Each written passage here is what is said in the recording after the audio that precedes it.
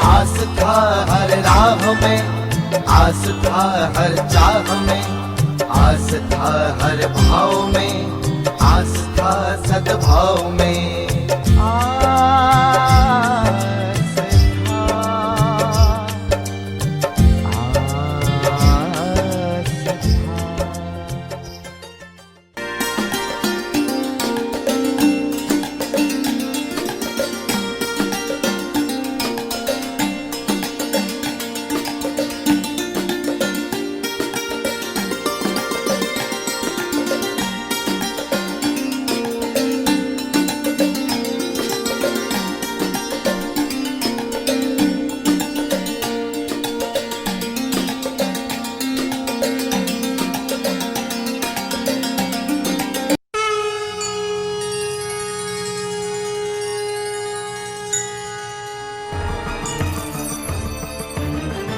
नारायणं नमस्कृत्य नरो चैव नरोत्तमं देवीं सरस्वतीं व्यासं ततो जयमुदीरयेत्। चन्द्रशेखर चन्द्रशेखर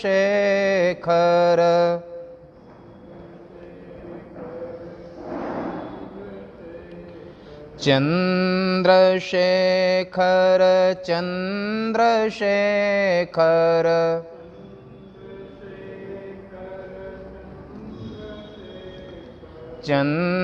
चन्द्रशेखर चन्द्रशेखर।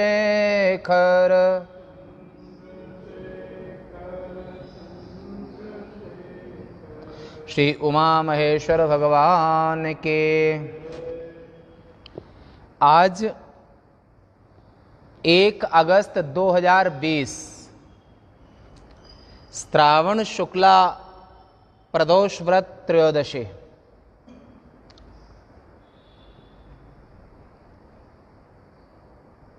नित्य प्रति क्रमशः इंदौर शहर में मनोरमागंज में गीता भवन प्रांगण में गीता भवन ट्रस्ट की ओर से समायोजित चातुर्मास के अंतर्गत प्रातः काल के सत्र में शिव महापुराण का प्रसंग आप नित्य ही श्रवण करते हैं। आज 14वें अध्याय का प्रसंग है और बड़ा सुंदर प्रसंग है। तो इस प्रसंग में आज के दिन में मनुष्य को करना क्या चाहिए, जीवन कैसे जीना चाहिए, चर्या कैसी होना चाहिए, आदि आदि प्रश्नों का उत्तर क्रमशः देंगे। ऋषियों ने सूर्य के पास जाकर के और विनम्रता पूर्वक ऐसा निवेदन किया, अग्नियज्ञं देवयज्ञं ब्रह्मयज्ञं तथैव च गुरुपूजां ब्रह्मतृप्तिं क्रमेण ब्रूहि नः प्रभो। सौनकादि ऋषियों ने सूर्य से कहा, हे सूर्य, हे आचार्य। सूर्य को बड़ा सम्मान पूर्वक संबोधन करते हुए तो कुछ प्रश्न ने किए कि अग्नि यज्ञ 1, देव यज्ञ 2, ब्रह्म यज्ञ 3 तरह का यज्ञ यहाँ प्रश्न किए। तो यहाँ पर अग्नि यज्ञ, देव यज्ञ, ब्रह्म यज्ञ, गुरु पूजांग ब्रह्म तृप्तिंग। तो यहाँ पर कहा कि अग्नि, ये तीनों यज्ञ, गुरु पूजा और ब्रह्म तृप्ति 5 हो गए। इनके विधान को क्रमशः आप हमसे कहिए। प्रश्न है अग्नि यज्ञ, देव यज्ञ, ब्रह्म यज्ञ, गुरु पूजा और ब्रह्म तृप्ति, ये 5 के विषय में सुनना चाहते। सूर्य जी ने प्रसन्न होकर के प्रसन्न चित्त और अंतर्हृदय में प्रसन्नता का एहसास करते हुए और उन्हें क्रमशः इनके उत्तर देना आरंभ करते हैं। सूत उवाच अग्नौ जुहोति यद्द्रव्यम् अग्नियज्ञः स उच्यते ब्रह्मचर्य आश्रमस्थानां समिदाधानमेव हि। सूत जी कहते हैं, हे ऋषियों, जो द्रव्य तिल, जौ, चावल, सबसे पहले तिल से आधा चावल, चावल से माने एक किलो तिल हवन करने के लिए, उसमें आधा किलो चावल, उसमें 250 ग्राम जौ, 125 ग्राम शक्कर और लगभग 65 ग्राम घी और इसके लगभग 30-35 ग्राम तक मेवा, इस सबको मिला करके हवी तैयार की जाती है। उस हवी को घी व रस सब पांचों चीज मिला करके, और क्रम ये होना चाहिए कि तिल सबसे ज़्यादा होना चाहिए, तिल से आधा चावल, चावल से आधा जौ। और अगर प्रश्न होता है व्यतिक्रम हुआ तो, अगर जौ ज़्यादा कर दिए तो दरिद्रता आएगी हवन करने के बाद, चावल ज़्यादा कर दिए तो यहाँ पर अगर व्यतिक्रम करोगे तो उतनी समस्याएं भी आएंगी। इसलिए तस्मात् शास्त्रं प्रमाणन्ते, वेद भगवान जो विधान करते हैं वही उचित है। तो तिल आधा, उस तिल से आधा चावल और चावल से आधा जौ और जौ से आधा शक्कर, शक्कर या गुड़ खांड, और शक्कर से आधा घी और घी से आधा मेवा। कितनी चीजें हो गई? तिल, चावल, जौ 3 और शक्कर घी 5 और मेवा 6 चीज हो गई। 7वीं चीज होती है उसमें अगरू, धूप आदि की सुगंधित जड़ी बूटियां मिलाना। इस 7 को मिलाकर जो हवी तैयार की जाती है, इसका नाम है क्या नाम है? अग्नियज्ञम, अग्नियज्ञ। ठीक है, तो ऐसे, और यहां पर उसे अग्नियज्ञ कहते हैं। जो द्रव्य अग्नि में हवन किया जाता है उसे अग्नियज्ञ कहते हैं। और ब्रह्मचर्य आश्रम में स्थित व्यक्तियों को प्रतिदिन समिधा द्वारा अग्निहोत्र करना चाहिए। जो बटुक हैं, ब्रह्मचारी हैं, उनको नित्य प्रति हवन करना ही चाहिए और गृहस्थ को भी करना चाहिए। हे ब्राह्मणों, जिस अग्नि में विशेष रूप से समिधाओं का हवन किया जाता है, यह प्रथम ब्रह्मचर्य आश्रम में रहने वालों के विवाह होने से पहले तक ब्रह्मचारियों का कर्तव्य है। ब्रह्मचारियों को रोज ही हवन करना चाहिए, ये कर्तव्य है उनका।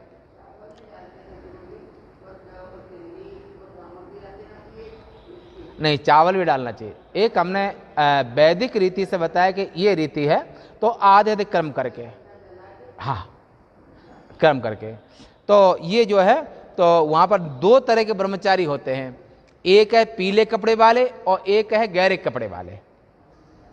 तो पीले कपड़े वाले ब्रह्मचारी, उनके लिए ये विधान बताया। उनको कहते हैं नैसर्गिक, उनको कहते उपकुर्वाण ब्रह्मचारी, माने 25 वर्ष तक अध्ययन करने के बाद दोबारा अपने गृहस्थ आश्रम में जा सकते हैं। और जो नैष्ठिक ब्रह्मचारी हैं, जिसके लिए वेद भगवान कहते हैं छांदोग्य उपनिषद में कि अत्यंतं आत्मानं अवसादयेत, आजीवन ये सन्यासी के समान ही होते हैं। आजीवन ब्रह्मचर्य पालन करते हुए और व्रत का पालन करें। तो 2 तरह, एक नैसर्गिक और एक नैष्ठिक। भीष्म हैं, हनुमान जी हैं, सनकादिक हैं, नारद जी हैं, ये सब नैष्ठिक हैं।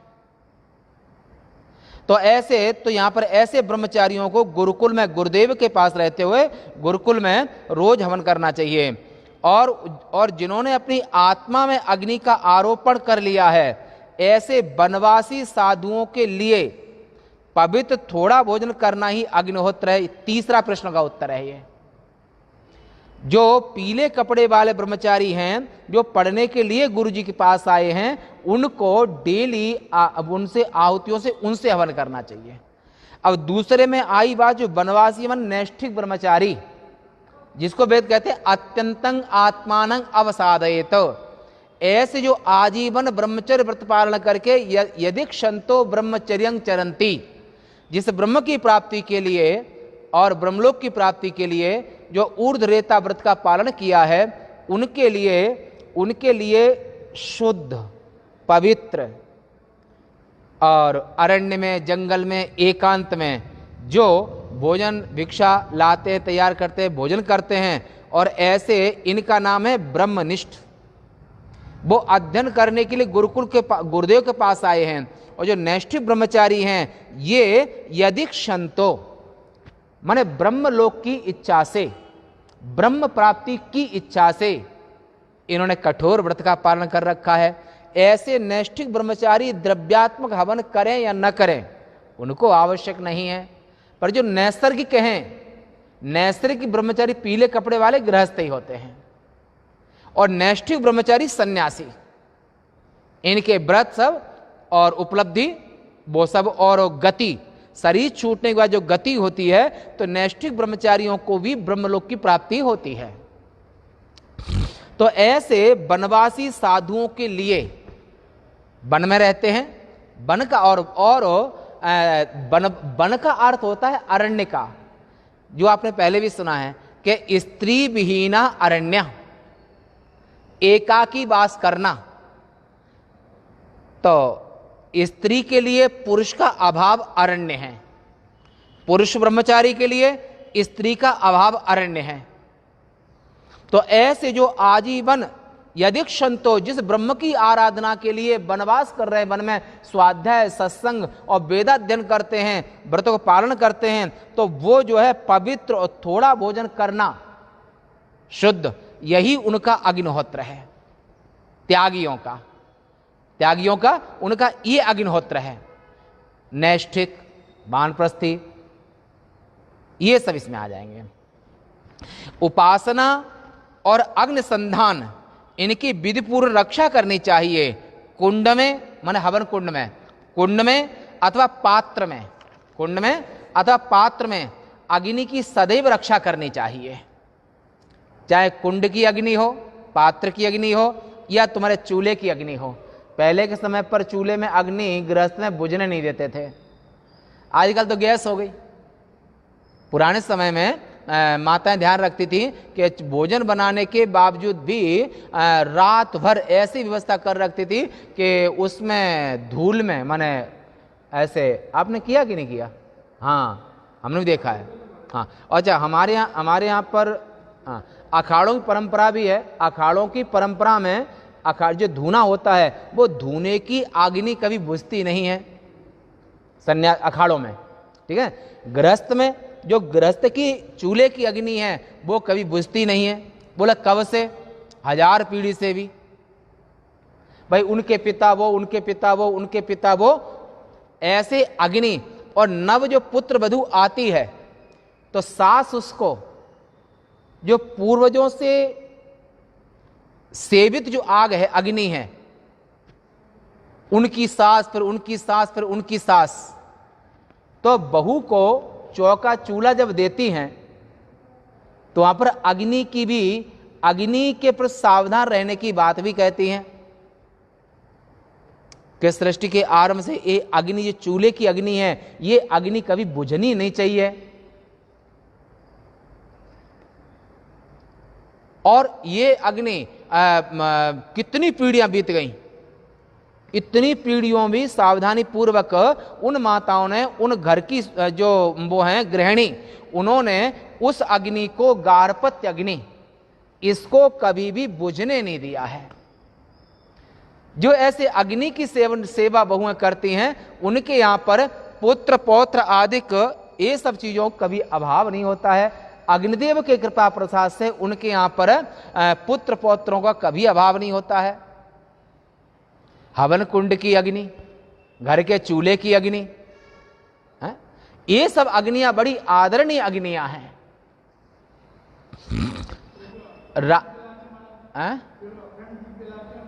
हाँ, वो भी नहीं बुझना चाहिए। अच्छा, जहां पर अग्नि घर में हमेशा रहती है वहां पर दरिद्रता नहीं आती है, भूत प्रेत नहीं आएंगे और उनकी वंश परंपरा का भी उच्छेद नहीं होगा, अग्नि की सेवा है। तो पहले के समय माताएं करती थी, पर आज के समय तो नहीं। दही का जामन रखना मुश्किल है, दही का जामन बचा करके रख पाना आज की बहुओं के लिए थोड़ा कठिन पड़ जाता है। बाजार से ले आओ, जमा देंगे। बोलो शंकर भगवान की। तो यहां पर व्यास जी कहते हैं कि गृहस्थ का धर्म है कि अपनी गारपत्य अग्नि, इसका नाम है गारपत्य अग्नि, और एक कुंड की अग्नि, हवन कुंड की अग्नि। तो पति पत्नी गृहस्थ आश्रम का कर्तव्य है कि रोज हवन करें। तो हवन कुंड की अग्नि भी ना बुझनी चाहिए, और घर में चूल्हा है तुम्हारा, रोटी बनती है, वो अग्नि भी नहीं बुझनी चाहिए। सास अपनी बहू को वो अग्नि की सेवा देती है, फिर वो जो सास है वो अपनी बहू को देती है। ऐसे सदियों से पीढ़ी दर पीढ़ी वो अग्नि अनवर्त चूल्हे में हमेशा रहती है। और जब कहीं घर चेंज करते हैं तो अपने पूर्वजों के द्वारा सेवित जो अग्नि है, घर की जो मालकिन है वो तो स्त्री ही होती है, तो घर और अग्नि की सेवा करना ये स्त्री का धर्म है, स्त्री भी अग्नि है। तो वो जब घर भी चेंज करेंगे तो उस नए घर में आग वही लेके जाएंगी। तो उनकी पूर्वजों से जो अग्नि सेवा करके, जो अग्नि की सेवा करके अग्नि रखी गई है, और नए घर में भी वही अग्नि लेके जाएंगे। ये आर्य संस्कृति है, ऐसा व्यास जी ने कहा। तो इसलिए अग्नि त्याग के भय से उससे समारोह में उसके अग्नि का त्याग कभी नहीं करना चाहिए। सायंकाल अग्नि में दी गई आहुति को संपत्करी कहते हैं। सायंकाल में जो आहुति देते हैं उसका संपत्करी है। और प्रातः काल सूर्य के लिए दी गई आहुति को आयुष्करी, आयुष माने आयु को बढ़ाने वाली। तो दोनों टाइम हवन करना चाहिए, सुबह भी और शाम को भी। तो प्रातः काल की जो पति पत्नी दोनों जो हवन करते हैं, तो प्रातः काल में जो आहुति देते हैं उनका नाम है आयुष्करी। पुत्र पौत्र अपनी मतलब आयु में वृद्धि करने वाली। सुबह की आहुतियां व्यक्ति को आयुष प्रदान करती हैं, शाम की संपत्करी, संपत्ति ऐश्वर्य आदि ये सब प्रदान करती हैं। और जो रोज हवन करते हैं उनके यहाँ पर धन धान्य का आदि का अभाव कभी नहीं होता है। अग्नि हमेशा रहना चाहिए। ऐसे दीपक अखंड जला रहे और घर में रोज दीपक जलना चाहिए, इसका महत्व है। तो दिन में सूर्य की अग्नि में प्रवेश करने से इसे अग्नि यज्ञ कहते हैं। प्रातःकाल हवन किया, सायं हवन किया, पर प्रातःकाल की जो आहुतियां वो सूर्य की अग्निमंडल में सूर्य के साथ में प्रवेश कर जाती हैं। संकल्प किया आपने, आहुति दी, और देवताओं को नाम ले स्वाहा किया, और वे तुम्हारी दी हुई आहुतियां किस में मिलती हैं? वो सूर्य के साथ में सूर्य की किरणों से एक हो जाती हैं।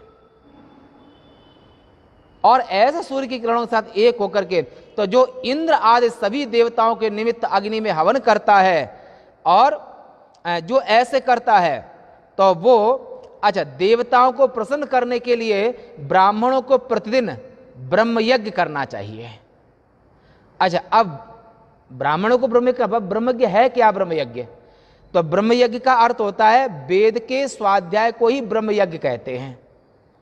आप नहीं कर पाते हो तो आप वेद का वेदो नित्यम अधीयताम, विशेष करके ब्राह्मणों को, ब्राह्मण क्षत्रिय वैश्यों को है, और इनको डेली वेद पाठ करना ही चाहिए। अगर नहीं करते हैं तो वो ब्रह्म यज्ञ से वंचित हो जाते हैं। और अगर आप वेद पाठ कर नहीं पाते हैं तो वेद पाठ वेद वाणी को सुनो। जैसे आप नहीं करते तो आप सुनने से आपको पुण्य मिलेगा, पर डेली अगर आप वेद पाठ नहीं कर पाते हो, स्वाध्याय नहीं कर पाते हो, तो स्वाध्याय जहां पर चल रहा है वहां पर उन संतों के चरणों में बैठ करके वेद अध्ययन को, वेद स्वाध्याय को सुनो, या करो या सुनो। तो स्वाध्याय माने वेद के स्वाध्याय को ही ब्रह्म यज्ञ कहते हैं। द्रव्य यज्ञ हो गया, अग्नि यज्ञ हो गया, और अब यहां पर है जो ब्रह्म यज्ञ। तो यहां पर जो शिवपुराणी कथा है ब्रह्म यज्ञ है, उपनिषद कथा है ये ब्रह्म यज्ञ है। पर उपन्यास की कथा ब्रह्म यज्ञ नहीं है। ना ही रामायण की कथा ब्रह्म यज्ञ है? और ना ही कुरान आदि कथा ब्रह्म यज्ञ है। ब्रह्म यज्ञ का अर्थ है कि वेद और वेद के अनुसार स्मृति, उनका पाठ स्वाध्याय, इनका नाम है ब्रह्म यज्ञ। ब्रह्म यज्ञं द्विजा कुर्यात् देवानां तृप्तये सकृत। सकृत माने एक बार और असकृत माने बहुत बार। सकृत ब्रह्म यज्ञ इति प्रोक्तो वेदस्य अध्ययनं भवेत। अगर दोनों टाइम नहीं तो एक टाइम तो स्वाध्याय करना ही चाहिए। अगर नहीं कर सकते तो सुनना चाहिए, सुनने से भी स्वाध्याय का फल मिलता है। परंतु सकृत माने एक बार, 24 घंटे में अगर 2 बार नहीं तो एक बार तो अवश्य ही करना चाहिए। प्रातःकालीन नित्य कृत्य से अग्नि में प्रातःकालीन नित्य कृत्य से लेकर के सायंकाल तक, संध्या के बाद रात्रि में उसका विधान नहीं होता है। हवन रात्रि में नहीं करना चाहिए, हवन दिन में, सूर्य के काल में, क्योंकि आप जो आहुति देंगे वो आहुतियां सूर्य की किरणों के साथ में, सूर्य की रश्मियों के साथ में, यजमान के द्वारा दी हुई जो आमंत्रित माने वेद मंत्रों के द्वारा जो आहुतियां हैं, जो पति पत्नी मिलके दे रहे हैं और रोज सुबह शाम करें, तो सुबह की आहुतियां आयुष को बढ़ाती हैं, शाम की आहुतियां संपत्ति को बढ़ाती हैं, धन ऐश्वर्य को बढ़ाती हैं, उनका नाम संपत्करी है। और दोनों पर रात्रि में नहीं दिन में, तो ये सूर्य की रश्मियों के साथ मिलकर के और यजमान का मंगल करती हैं, यजमान का शुभ करती हैं। और जिस प्रकार बिना अग्नि के देवयज्ञ किया जाता है उसे श्रद्धा भक्ति सुनो। और बिना अग्नि के भी देवयज्ञ होता है। वो कैसे? सृष्टि के आरंभ में दयालु सर्वज्ञ प्रभु महादेव ने सभी लोगों के उपकार के लिए क्या किया? भवरोग के चिकित्सक भगवान महादेव हैं। संसार के दुखों को मिटाने के हेतु महादेव हैं। तो उन भवरोग के माने संसार के दुखों को नष्ट करने के लिए सर्वज्ञ सभी औषधियों के औषधि स्वरूप प्रभु ने सर्वप्रथम आरोग्य अपने बार की रचना की। बार का अर्थ भगवान महादेव ने सृष्टि के आरंभ में, सूर्य तो कभी अस्त उदय होते ही नहीं है। अभी भारत में सूर्य उदय है तो रात के 6 बजे के बाद में अमेरिका में सूर्य का उदय हो जाएगा। 6-8 बजे के बाद में जो पृथ्वी का जो पिछला भाग है वहां पर सूर्योदय हो जाएगा। पर जो पृथ्वी के इस भाग में अभी प्रकाश हो रहा है और सायंकाल 12 घंटे के बाद में और पृथ्वी के उस पार में प्रकाश होगा, जब अमेरिका में दिन होगा और यहां पर रात हो जाएगी। तो ऐसे भगवान महादेव ने इस जीवों को स्वास्थ्य देने के लिए, जीवों के कल्याण के लिए, जीवों के मंगल के लिए भगवान महादेव ने बार की रचना की। तो सबसे पहले कौन से बार को बनाया? रविवार को, जो कल आने वाला है। फिर सोमवार, फिर मंगलवार, फिर बुधवार, फिर गुरुवार, फिर शुक्रवार, फिर शनिवार। और ऐसे भगवान महादेव ने संपूर्ण जीवों के मंगल के लिए, जीवों के स्वास्थ्य के लिए, आरोग्य के लिए भगवान जगन्नाथ भगवान महादेव ने बारों की रचना की। तो सूर्य के उदय को सबसे पहले रविवार की, सूर्यवार महादेव का वार है, फिर सोमवार, ऐसे 7 बारों की रचना महादेव ने सृष्टि के आरंभ में की। और तो तदंतर पुत्र आदि के जन्म के कष्टकारक मंगलवार की उत्पत्ति की, फिर रविवार की उत्पत्ति की, फिर सोमवार की उत्पत्ति की। और जिनकी कुंडली में मंगल अगर अच्छा नहीं बैठा होता है तो उनकी संतान के लिए वो दुख का हेतु बनता है। कभी कभी तो मंगल अगर खराब बैठा है तो संतान होने में बड़ा कष्ट होता है, बंधित्व भी आ जाता है वहां पर। तो मंगल, और इसलिए जन्म में कष्टकारक बार की उत्पत्ति की। फिर आलस्य आदि पापों के विनाश के लिए बुधवार की रचना की। फिर लोकहित की इच्छा से उसकी रक्षा करने वाले भगवान विष्णु का बार गुरुवार बनाया, भगवान विष्णु का गुरुवार बनाया। और पुष्टि तथा रक्षा के लिए प्रभु ने शुक्रवार की रचना की। शुक्रवार आपको स्वस्थ, आरोग्य, धन, धान्य, भोग, ऐश्वर्य सब प्रदान करता है शुक्र देवता। और शुक्र ग्रह जब राशि में, कुंडली में होते हैं तो शुक्र ग्रह की आयु जिंदगी में 20 वर्ष के लिए शुक्र ग्रह आते हैं, 19 वर्ष के लिए शनि ग्रह आते हैं, 17 वर्ष के लिए बुध ग्रह आते हैं और केतु 7 वर्ष के लिए आते हैं, मंगल साथ 6 वर्ष के लिए आते हैं। ऐसे ग्रहों के, नवग्रहों को, जो जीव की कुंडली में ग्रहों का जो प्रभाव है वो इतने इतने वर्ष तक रहता है। और सुख, आरोग्य और देने वाले ये शुक्र ग्रह की रचना की।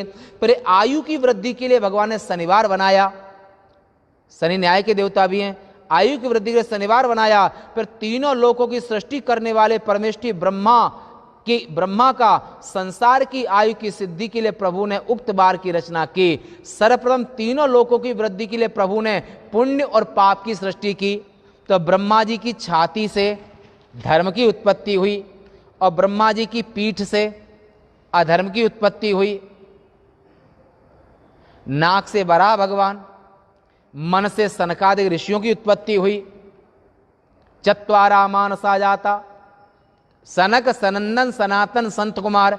और नारद जी की ब्रह्मा के मन के और भगवान नारायण के मन वो नारद जी हैं। ऐसे जगत सृष्टा ने जग मंगल के लिए, सभी के सुख के लिए इन सब की क्रमशः सृष्टि की, पुण्य पाप की भी सृष्टि की। तो पुण्य माने धर्म वो छाती से पैदा हुआ और पाप वो पीठ से पैदा हुआ। इस प्रकार से आदित्य आदि बार अपने अपने नाम के अनुसार संसारिक प्राणियों के सुख दुख के सूचक और सुख भोग कारक माने मृत्युनाशक बनाए गए हैं। इन बारों के स्वामियों की कल्पना करके ही इन्हें ज्योतिष शास्त्र के में सम्मान दिया गया है। ऐसे महादेव ने ज्योतिष शास्त्र की रचना की, क्योंकि वेदों का अंग है ज्योतिष। जो वेद पुरुष है तो ज्योतिषम चक्षुः, वेद भगवान की जो आंख है वो ज्योतिष है। छंदा पादौ, अनुष्टुप, गायत्री, जगती और शिखरणी आदि के ये छंद वेद भगवान के पैर हैं। और ऐसे, और व्याकरणम मुखम, वेद भगवान का जो मुख है वो व्याकरण है।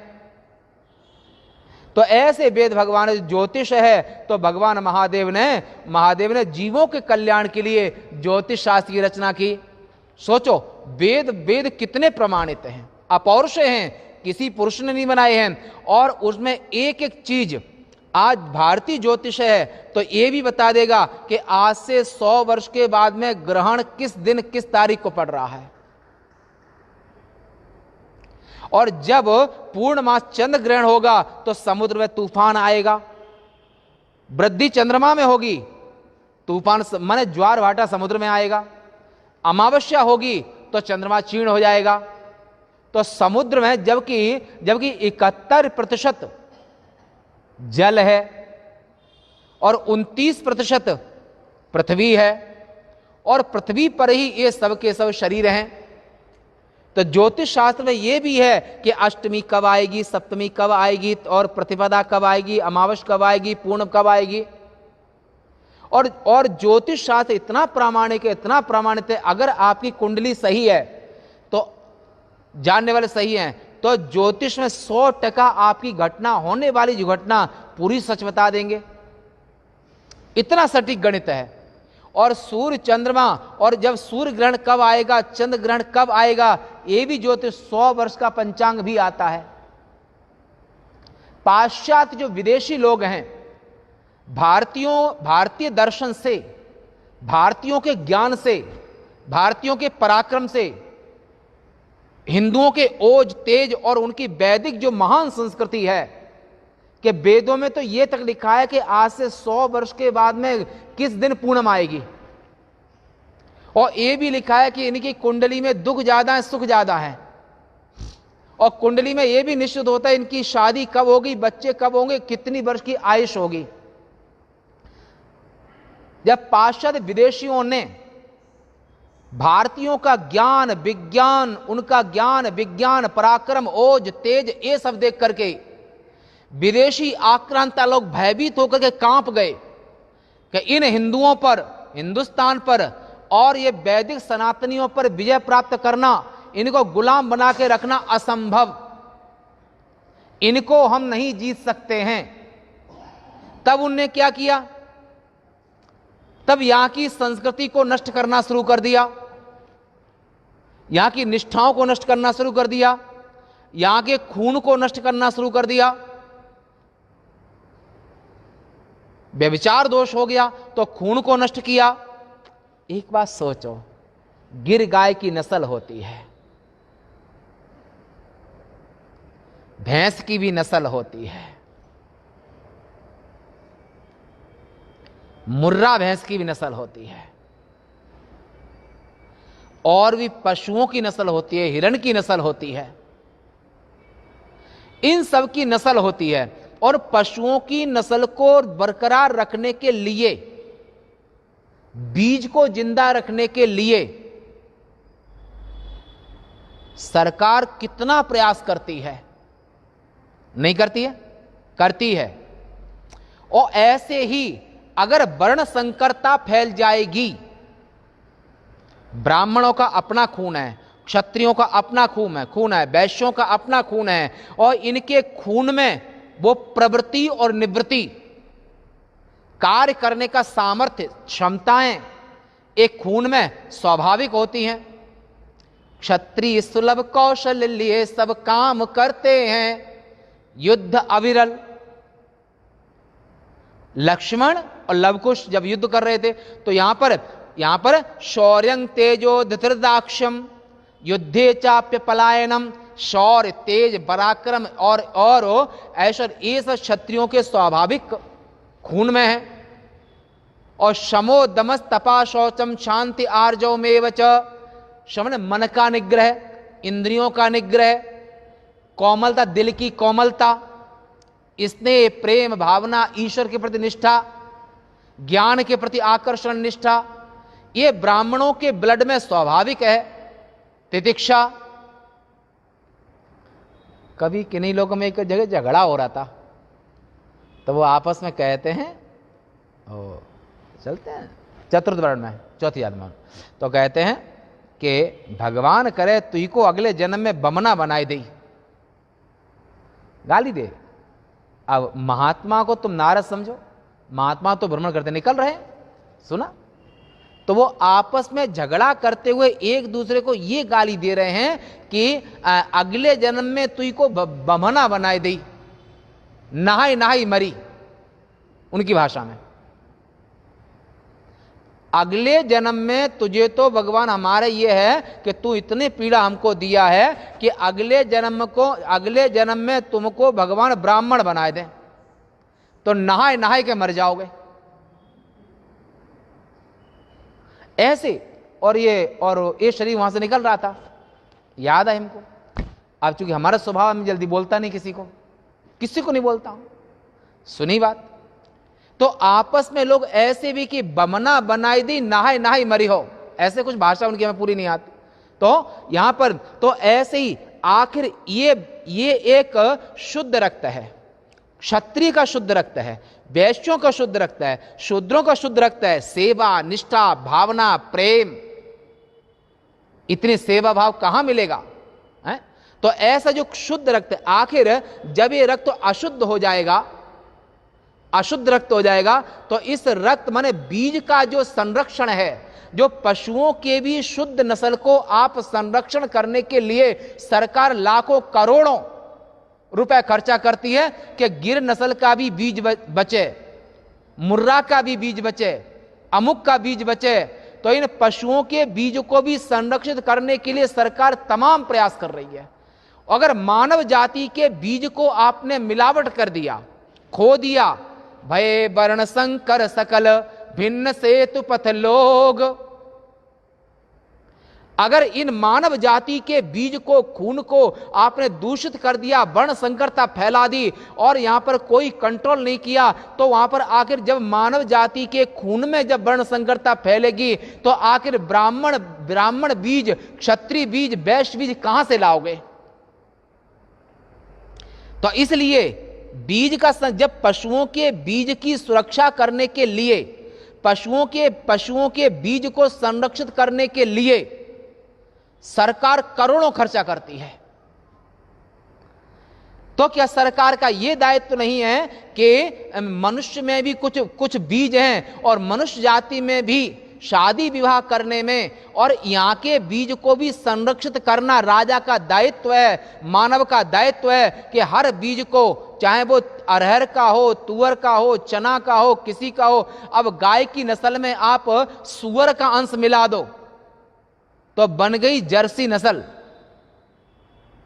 परिणाम देख रहे हैं आप।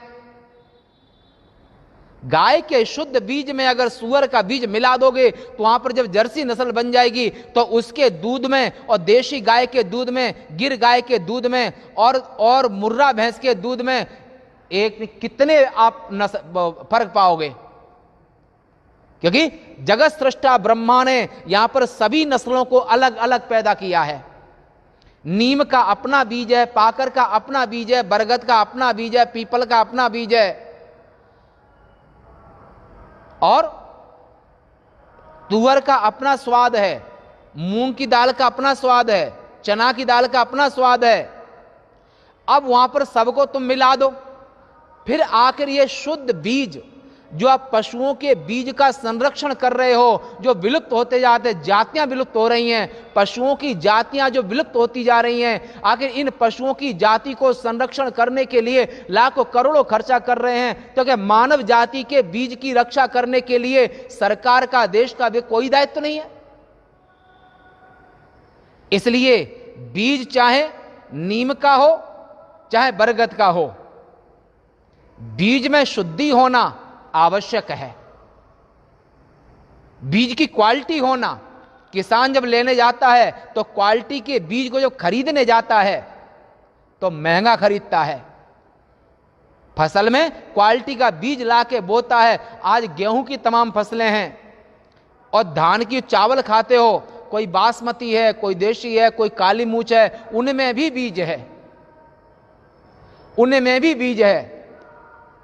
औषधि में, वनस्पति में, पशुओं में, सब जगह पर नस्ल है। अरे नीम भी 5 तरह के बीज हैं। नीम में मीठा नीम, कड़ुआ नीम, ऐसे 5 तरह के नीम हैं, उनमें भी बीज है, क्योंकि ये संपूर्ण सृष्टि जगत सृष्टा ब्रह्मा ने की है और सबकी अपनी अपनी नस्लें बनाई, तो इन नस्लों की रक्षा करना मानव का धर्म है। तो ये यहां पर, इसलिए यहां पर संपूर्ण लोकों की, हम विषय बस बोल दिए, हमारा लक्ष्य ना विषय चल रहा है यहां पर।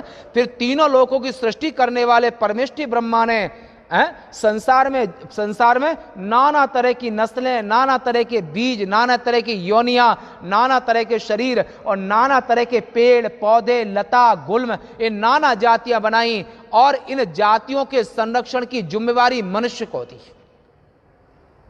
और मनुष्य जब अपने ही बीज को संरक्षित नहीं कर पाएगा तो ये पेड़ पौधा, लता गुल्म, वनस्पति और पशु, शेर, चीता, भालू, बंदर, इनकी नस्ल को रक्षा कैसे कर पाएगा? जबकि सबते अधिक मनुज मोय भाए, तो नस्ल बीज की रक्षा करना भी राजा का दायित्व है। और अगर आप ऐसे छूट दे दोगे और सब खिचड़ी हो जाएगा तो क्वालिटी कहां से लाओगे? क्वांटिटी, जनसंख्या बहुत हो सकती है, पर क्वालिटी का संरक्षण करना बुद्धिमान मानव का यह भी दायित्व है कि क्वालिटी का संरक्षण करना। जगत सृष्टा ब्रह्मा ने इस सृष्टि को रचना करने में हर तरह के बीज बनाए, हर तरह की सृष्टि की, और विष की भी बेल बनाई, अमृत की भी सोमलता बनाई,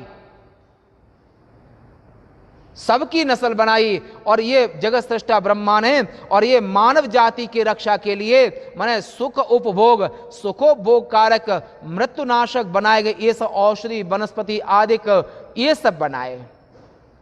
ज्योतिष शास्त्र में सम्मान दिया 12 का, ग्रहों का, ये नवग्रहों का सम्मान ज्योतिष शास्त्र में दिया प्रभु ने, महादेव ने।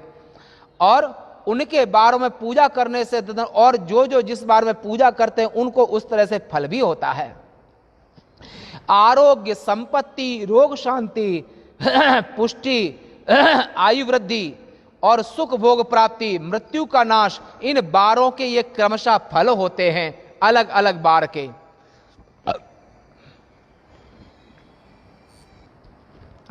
तो ऐसे यहां पर बारों का महत्व बताया कि अमुक बार में काम करने से क्या होता है।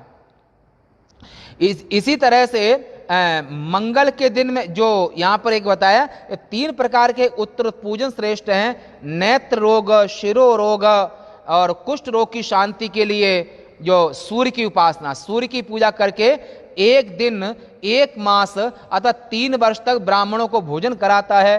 और जो भाग्य प्रारब्ध हो चुका, जो प्रारब्ध बन चुका है, जो कर्म फल देने को तैयार हो चुका है, उसका नाश किसी उपाय से नहीं होता है। और जो प्रारब्ध कर्म है, भोगेन बिना न तस्य क्षय, प्रारब्ध कर्म का जो नाश है वो प्रारब्ध तो भोग से ही नाश होता है। संचित कर्म ज्ञान से नष्ट होता है। क्रियमाण कर्म ज्ञानी के जो सेवा करता है वो ज्ञानी के पुण्यों को ले जाता है। क्रियमाण कर्म का अर्थ होता है कि इस जन्म में ज्ञान से पहले और ज्ञान के बाद में जो कर्म किया है उसे क्रियमाण कहते हैं। तो ज्ञानी का जो क्रियमाण कर्म होता है एक जन्म में, तो उस कर्म को जो ज्ञानी की सेवा करता है वो उनके पुण्यों को ले जाता है। और जो ज्ञानी की निंदा करते हैं और ज्ञानी में दोष दृष्टि करते हैं और आत्मज्ञ से ईर्ष्या द्वेष करते हैं, वो उनके पापों को ले जाते हैं। संचित कर्म का नाश ज्ञान से होता है और प्रारब्ध का नाश वो भोग से ही होगा। प्रारब्ध कर्म तो भोगना ही पड़ेगा। तो ऐसे यहां पर कहा, इसे संपत्ति प्राप्ति के लिए सोमवार के दिन लक्ष्मी आदि के पूजा करें और घी में पके हुए पदार्थों से पत्नी सहित ब्राह्मणों को भोजन करावे। और मंगल के दिन रोग शांति के लिए, जो मंगल का दिन है उसमें रोग शांति के लिए काली आदि का पूजन, काली माता का पूजन उनका करे। उसमें उड़द, मांस माने उड़द, तो मांस, मूंग, अरहर, भात आदि के द्वारा ब्राह्मणों का भोजन करावे। और विद्वान पुरुष बुधवार के दिन दही भात द्वारा, बुधवार के दिन में दही और भात से, दही भात के द्वारा बुधवार के दिन दही भात द्वारा विष्णु का पूजन करें। वहां पर विष्णु का पूजन करें। इससे पुत्र, मित्र, स्त्री आदि के स्वास्थ्य की वृद्धि होती है। बुधवार में जो अन्नदान करने से दीर्घायु की इच्छा करने वाले विद्वान पुरुष गुरुवार के दिन देवताओं की प्रसन्नता के लिए जनेऊ, वस्त्र, दूध, घी से देवताओं का पूजन करें। और सुख भोग की इच्छा हो तो शुक्रवार के दिन में सावधान होकर के देवताओं की पूजा करें। ब्राह्मणों की तृप्ति के लिए उन्हें षड्रस भोजन करावे। माने जो भोजन में हर चीज होना चाहिए, नमक भी होना चाहिए, मिर्चा भी होना चाहिए, दाल भी होना चाहिए, दही भी होना चाहिए, मीठा भी होना चाहिए, षड्रस। और उस दिन तिल, होम, तिल दान, तिल युक्त भोजन करावे। इस प्रकार देवताओं की पूजा करने से आरोग्य आदि फलों की प्राप्ति होती है। देवताओं के प्रतिदिन पूजन में, विशेष अवसरों के पूजन में भी, स्नान में, दान में, जप में, होम में, ब्राह्मण भोजन में वहां पर, और तिथि नक्षत्र के योग होने पर उन देवताओं के पूजन में सूर्य आदि बारों में सर्वज्ञ जगदीश्वर भगवान नारायण की पूजा करें गुरुवार के दिन में। और उन जो बारों के देवता हैं, बारों के अधीश्वर हैं, जैसे रविवार के सूर्य, सोमवार के चंद्रमा, मंगलवार के मंगलदेव, बुधवार के गणेश जी, गुरुवार के विष्णु भगवान और शुक्रवार के शुक्रदेव, शनिवार के शनिदेव, ऐसे 7 बारों के 7 देवता हैं। और मंगल कार्य के आरंभ में और अंत में जन्म, नक्षत्र आदि इनका ध्यान करते हुए, और मनुष्य को यह चाहिए कि शक्ति के अनुसार 7 बारों में सप्ताह में शुभ फल प्राप्ति की इच्छा से और बार के जो ईश्वर हैं और उनकी उपासना अवश्य करें। और ब्राह्मण अच्युत देव की पूजा करें, क्षत्रिय भगवान विष्णु की पूजा करें, वैश्य महादेव की पूजा करें, और शूद्र जो पूजन करें वो तंत्र विधि से पूजन करें, उनको उससे जल्दी सिद्धि होगी। तो मनुष्य को चाहिए कि वे अपनी शक्ति के अनुसार 7 बारों में ये उपासना अवश्य ध्यान रखें।